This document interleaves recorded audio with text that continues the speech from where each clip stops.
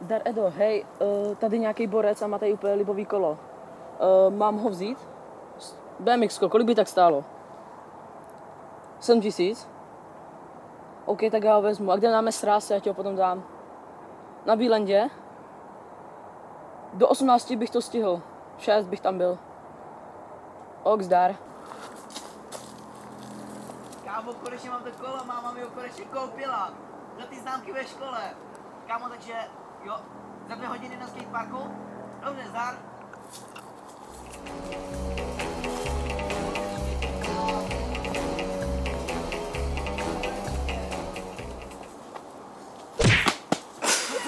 Co?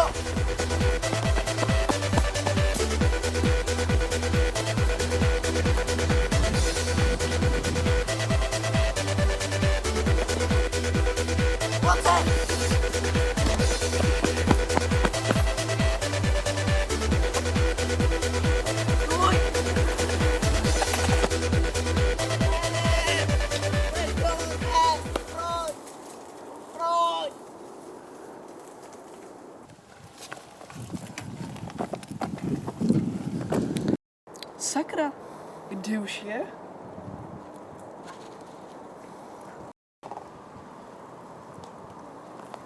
Zdar, ty jsi tady? Jo, zdar.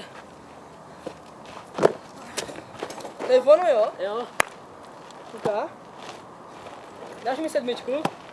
Jo, jako ukáž. Jo, to by šlo. Já se vyzkouším, jo? Jo. Jako jezdí se na to pohodlně, ukáž. Kus brzdy. Fajn, ne? Fajn. No tak, A to prachy. Dík. Hej!